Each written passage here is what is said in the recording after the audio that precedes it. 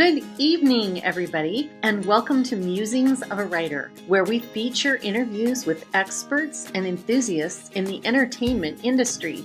Get ready for the inside story as we delve into what really happens when artists get creative. So, grab a snack, get comfy, and get ready to be literary amused. Welcome. I am so excited today to speak with our newest guest, Mary Beckman. We have wanted to do this for a long time, and she is one of the most amazing people I know. I'm going to give you a little background about her and then kind of turn it over to her to talk about her newest books and some of what she does. So Mary Beckman, in case you haven't heard of her, she is a psychic medium. She is a master galactic healer, which I'm hoping she'll talk a little bit about today. She is a channel. She is an author. She is a healer and a Reiki master. And get this, she is the host of Metaphysical Meltdown, a podcast also, and on the radio. You're on the radio too, right, Mary? When my friends invite me.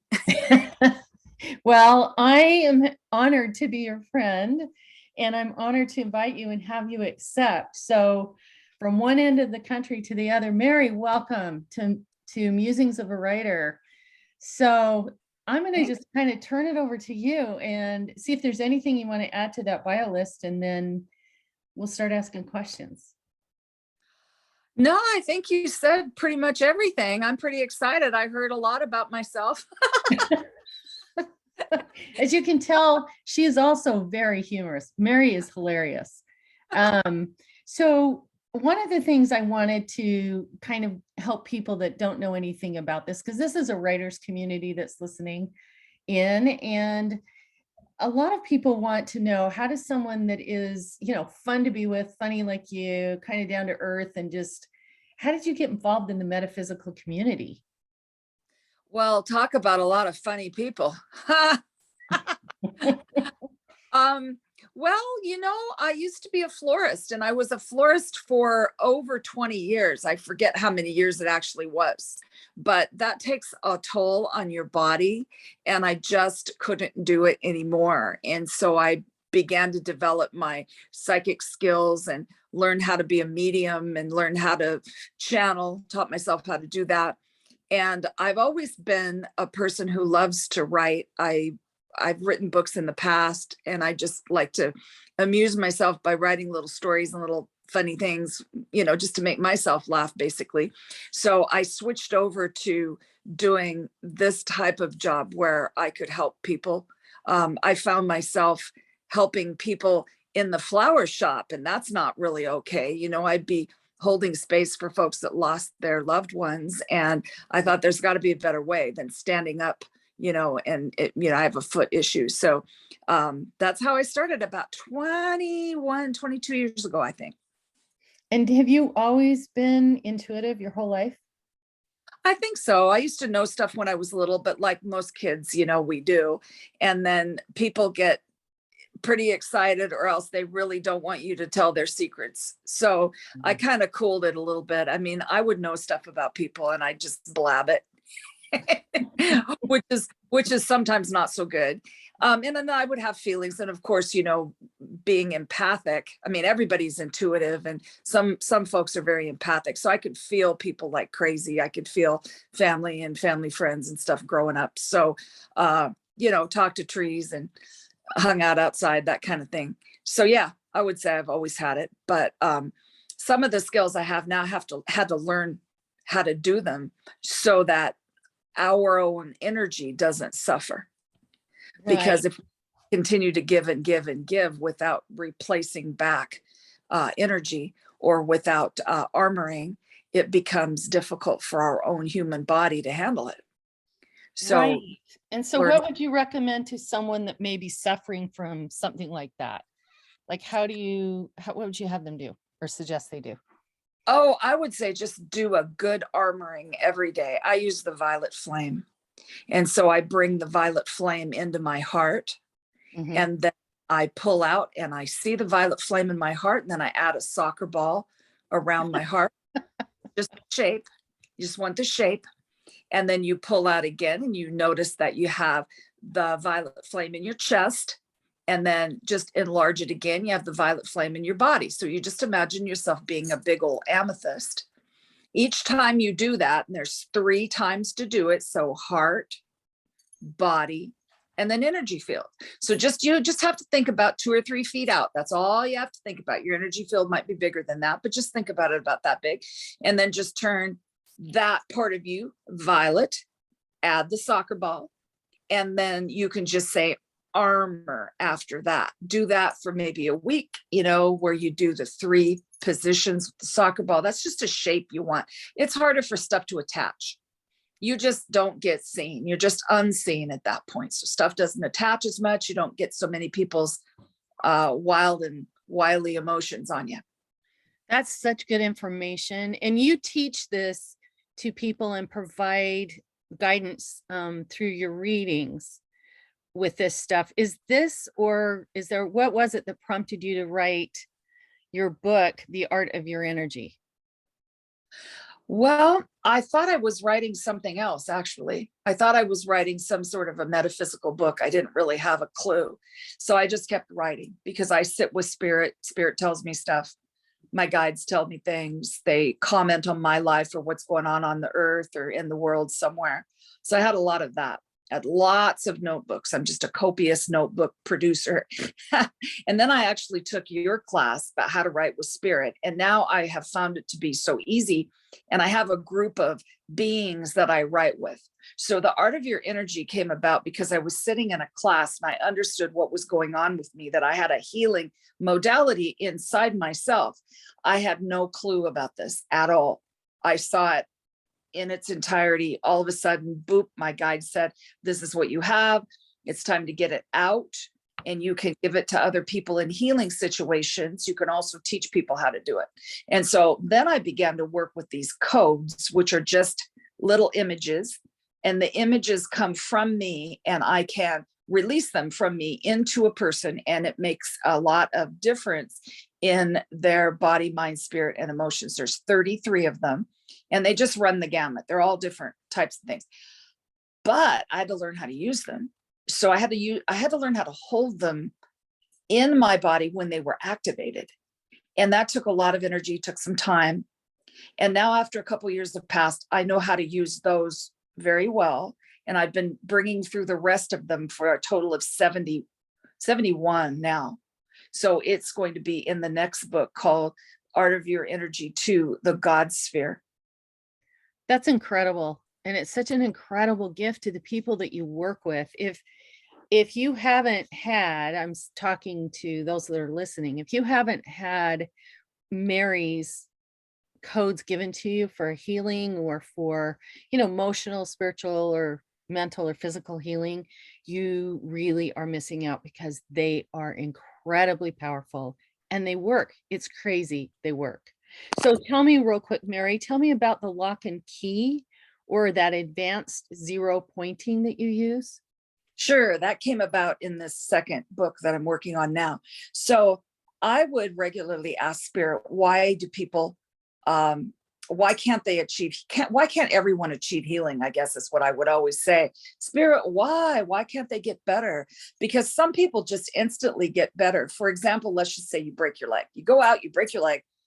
6 or 8 weeks later, your leg is healed for the most part. You feel great. You don't think about your leg being broken and you go on with your life. Now, there'll be a subset of people that just doesn't happen to. Mm-hmm. What happens, they may have an issue of chronic pain. Say it turns into chronic pain later, or they always have a limp, or they always have pain during, cold weather, something like that. Those are the people I'm talking about. I wanted to know why that was.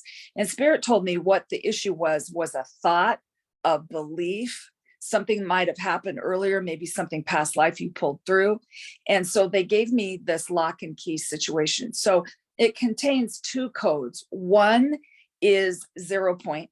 And we know that if we can get to 0 point and 0 point an issue, we can clear the issue. And that used to be something I would do manually with people. it's a little process. And so then I found out they wanted me to put the code for 0 point in first, and then the code for lock and key.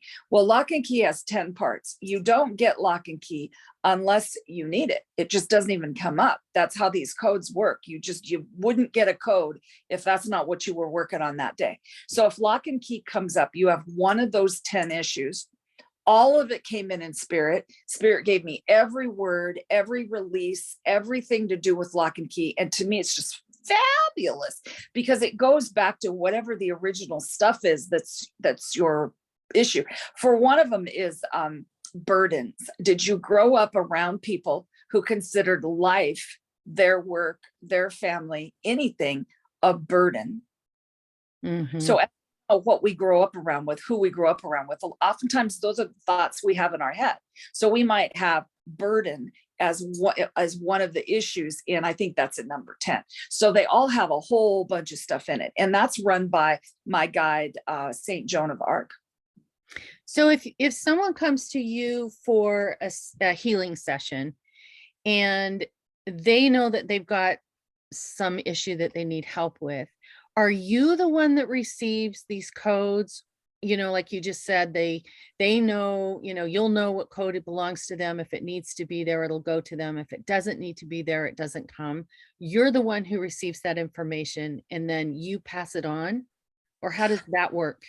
Yeah, not exactly. So I'm a higher self channel. So I just speak to their higher self. So they're running the show. So just like I couldn't understand what an issue I was dealing with yesterday until I spoke with my coach. My coach said, "Hey, what if you did that?" And I went, "Oh, you're kidding me. I know to do that.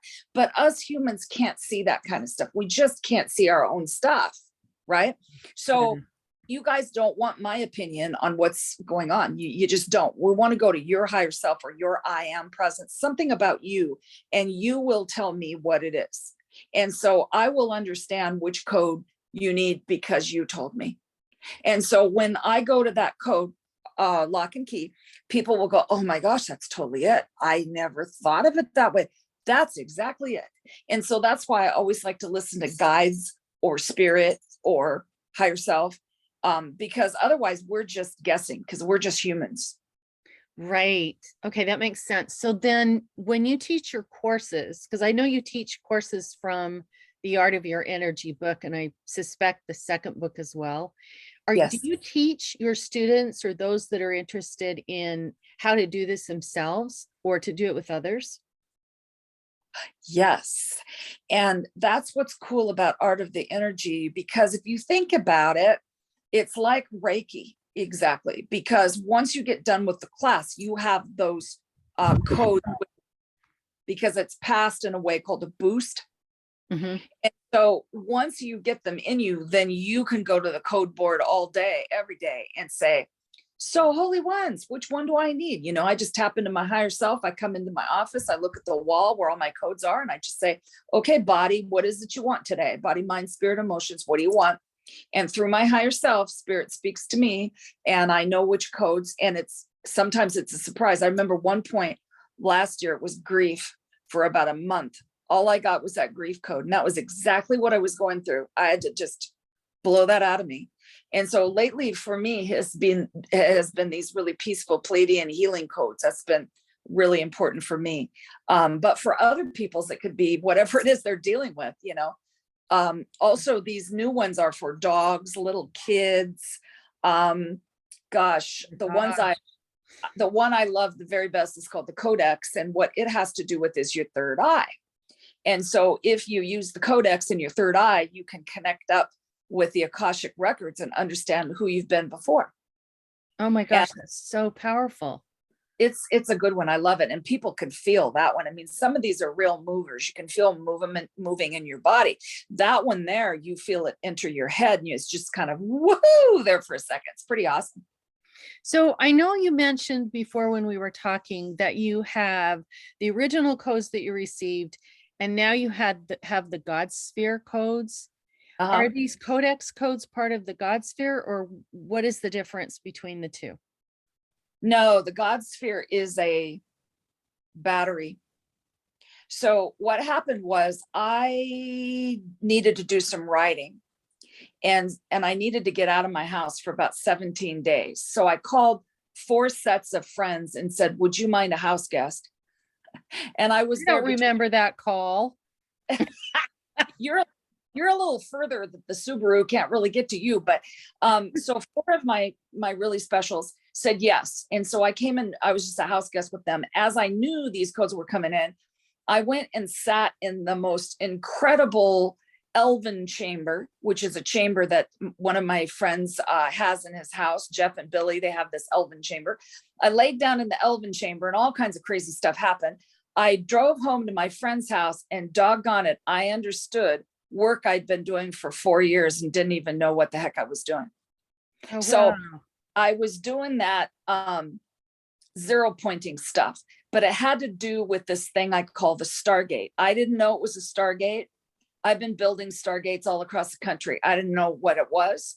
And I trust spirit 150,000%. They've never been wrong. My guides have, if we're willing to listen, they're going to tell us the truth. Or as my mom would say, God's honest truth, right?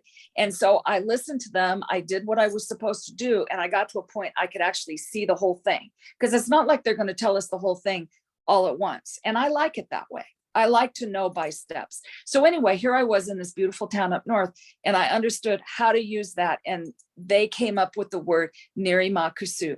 So Nirimakusu is the word God sphere in a different language. So God sphere is the name of the work for the second book. It's the name of the Stargate. It's the name of the code. And these next codes that add up to 71 are really powerful, but it doesn't mean the old ones are no less powerful. The old ones are very simple little pictures, and these new ones are more art-like. Mm-hmm. But they both have certainly the same power. What I didn't know is the first 5 codes in the original are Reiki codes. So just this year, I developed an Art of Your Energy Reiki class, and I knew that was coming because they said, you're going to do that.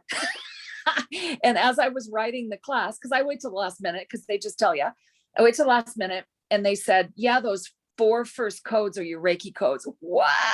And this is what they do. And so go ahead. It just blew my mind. So are these classes available to all levels of intuitives or healers, or they need to do some kind of prerequisite studies to be able to join your classes? No. Oh no, you don't have to know a blame thing. The cool thing about Reiki is it's for everybody, and it's the perfect beginning level healing modality that you can learn to do in an afternoon and begin to help people and yourself. That's why I love Reiki. I still love it. It's still totally valuable. It just really is. It's been around for 200 years or something. And I had a nice chat with Master Sui, who was the person who brought through, one of the people who brought through Reiki in the early. And he told me what this class is going to be about. And so I charge a really nominal fee. It's a donation class. I've done 2 of them. First one, we raised money for a horse ranch. And second one, we raised money for a Chihuahua ranch, otherwise known as my house. So you're incorporating a little bit of charity in with some of what you do too. It's not just entirely going into your bank account. And I know that you have gifted some stuff to people that need it. So, I mean, I guess I'm bringing this up not because I don't want people to have to support you financially in your courses, but I want them to feel your intent behind all of this. It really is to help other people. It is to educate other people. It's to get them to a level where they can do their own kind of healing. And I mean, I don't know how else do you incorporate the Reiki into those light codes? Like, what else do you do, and what do you see for the future of the classes? Well, I'm only ever interested in assisting people for opening up their own gifts. Because if you don't do that, you give them a reading and they take it away. And then what do they have other than, yeah, the boo loves you or the boo doesn't? I mean, to me, it's not worth it.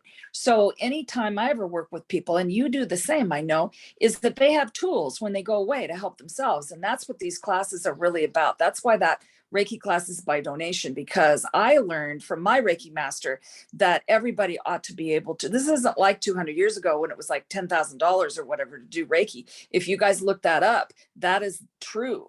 It was very expensive in the past. So art of your energy coding is one complete thing. It's a whole different thing than Reiki. It's a whole modality unto itself. So it has really nothing to do with it other than those 4 codes that open up I didn't know that. And what I found about these art of your energy codes is they're like a coin. They're either about you or they're about somebody around you. So they just, all of this stuff. And luckily my students have begun to know what exactly they do. And I'm so lucky to say one person is actually teaching this course now. And I'm so proud of her. I'm so excited. Wow. And people tell me all the time, they did what Spirit said, which was hang the codes on your wall, use them every day, use them to send out to people, use them for your pets, and they work really well. I imagine it's like any healing modality, if you don't use it, you lose it. So, just like the very rudimentary tapping into your gut instinct and into your intuitive sense, if you don't pay attention to it, it weakens it. So the more you use these light codes, I imagine the more powerful they are, not for you, but like to bless and help other people. Is that correct? Well, it's sort of like having a really great set of china that you got from your great grandmother in your house.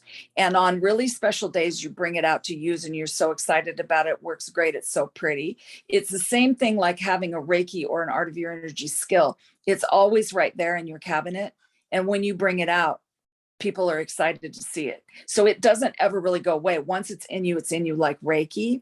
But if you do it every day, you can be really quick at it. So I just tell people, walk up to the code board, use your pendulum or use your body, which your body is a pendulum. So say I was working on you or my husband or one of the dogs or whatever, I just walk up and I'd say, okay, holy ones, come forth. Okay, so you would come forth or my dog would come forth and I would say, what do you need? And through higher self, I'd hear, I need number 5, number 10, number 15, and 14. Bop, bop, bop, bop, bop, you're done. And people are always like, they're like, what? And you feel a lot better and it's instant because it's at the speed of light. Well, that's good to know, so that it's not like this huge technical, difficult process. It's something that everybody can do. Anybody can, and little kids are all over it. And I taught it to some horses the other day. I taught it to dogs. It is so easy. There's just like, if you're a human, there's a lot to it because there's a lot of details, but it's the easiest thing you ever did. It's like, like my guide said the other day, he said, can you smile? Can you love? Then you can learn how to do this. I forget which guide that was. Oh my gosh, that's awesome. He was so easy. And we make hard stuff, us humans, out of things that don't need to be hard. That's so true. We really do. So what do you see going forward? Like, you're a seer, and you were working with your guides and you're working with your higher self. What do you see for the future of your books and for your courses and this whole light code thing? Well, it's still important to me to go to one of our friends to find out something. If I've got something on my mind, I don't know, I can't figure it out myself, I will go to one of us people that, our little group. And they have always said there's lots of books in my future, which makes me happy. That's the most fun I can have, is sitting down and listening to my guides, just writing. That's so fun. So I see Art of Your Energy 2 being done in the next few months. After that is a shamanic book called A Perfect Day for Freedom. That is nice title. Yeah, that is a beautiful book that is happening. And I learned from taking your course that this is sort of limitless. So I basically have 3 books on my brain and I'm kind of thinking about all of them. And as I get something done, I just put it in the correct bin. Mm-hmm. pretty soon those three are going to be done. And then after that, I mean, something else is going to happen. Because I said the other day, Holy Ones, what's the deal with this? Is it going to continue to be valid? And they said, you grow and they grow. That's awesome. And so they'll.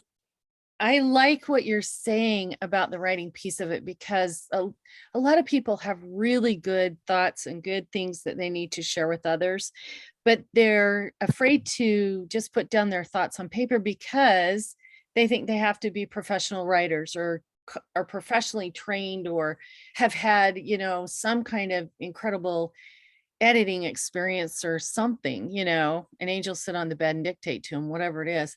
But this is the process that I teach in my class, which is the channeling for writers class. And then the process that you use, which is the channeling, and then some of the tools I give you. I mean, it speaks to how important it is to write, because there's stuff coming to us all the time we don't recognize as being really valuable little nuggets, and that it's not hard to compile them. And then you've got a book. All of a sudden you have a book. So I really appreciate that encouragement about writing and, about staying in tune with spirit and everything you've just said. Do you have anything you want to add to I this? do, because writers are out there listening to your show. And so what I want to say is, you don't know what you're writing sometimes, and it doesn't matter, because I had some questions, and just by chance, I went back a few months in my writing. It was all there. Spirit had spoken about it. And, since there's no time, there's no time. Time is just limitless. You don't know what you're getting. And so you may be somebody who's not a spiritual person that is a writer, might be writing something for a book they don't even know they're writing, but just keep on writing and hold on to your stuff, because you never know when you're going to use it, right?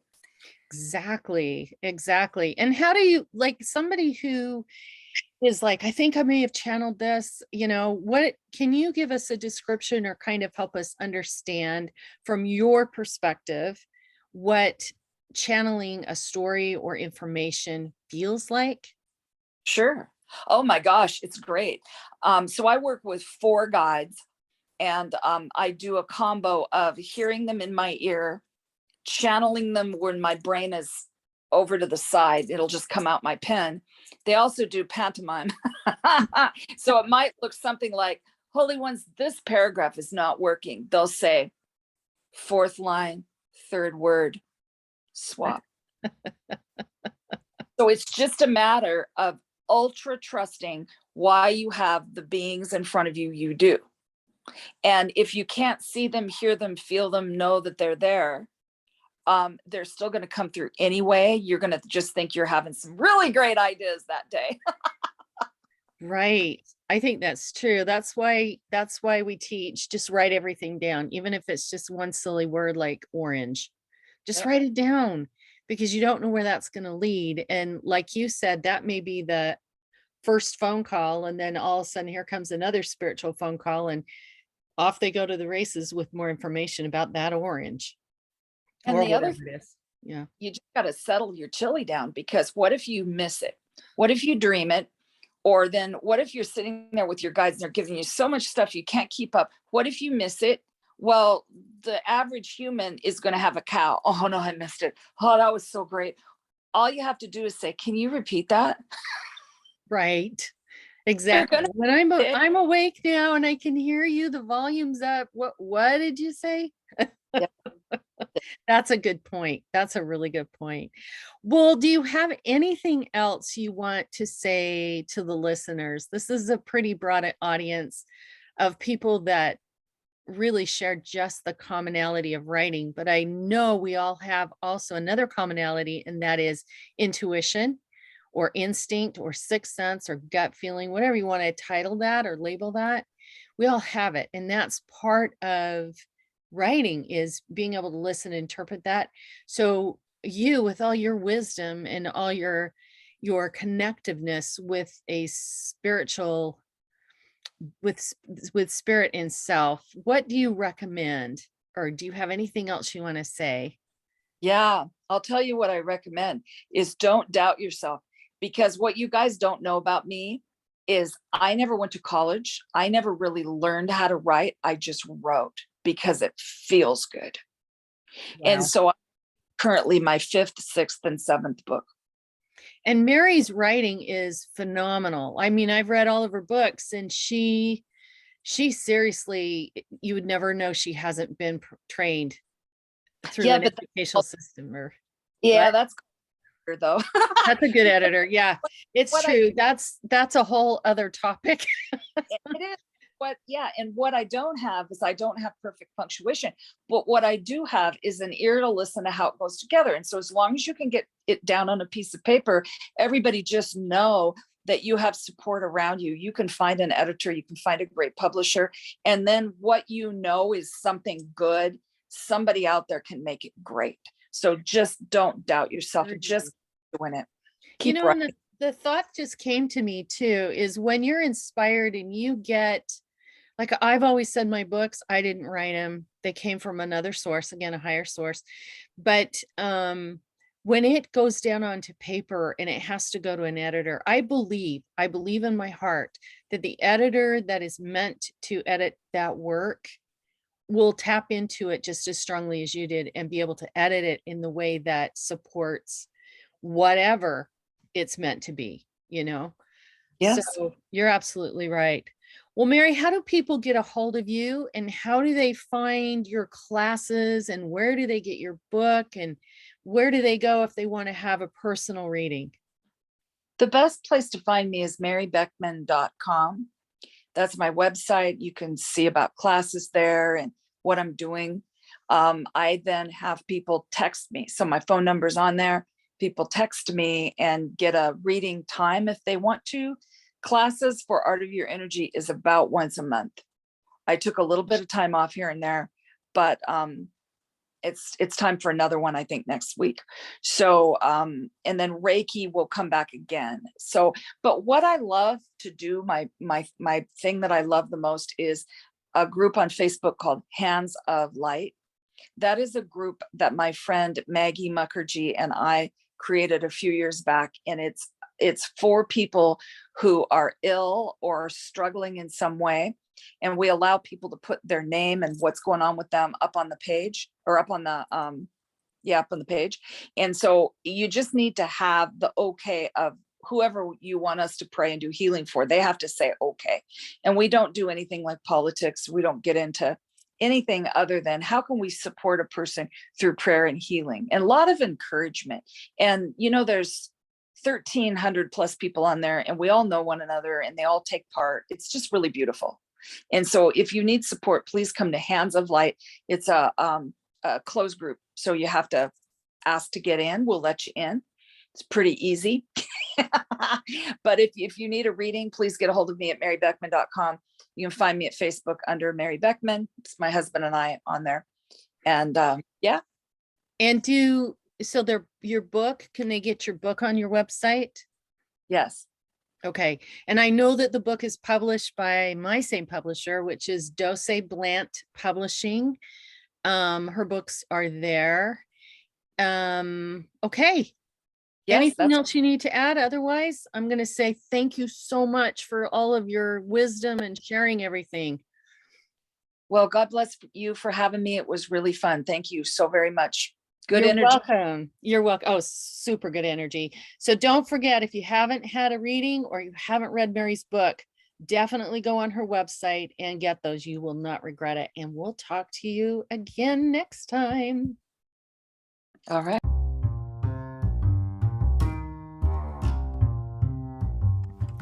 That concludes this episode. Thanks so much for joining us. I'm your host, Marty Melville. And as I always say, keep that pen and paper handy. You never know when the urge to write will hit. In the meantime, I'd love to hear your thoughts about today's subject.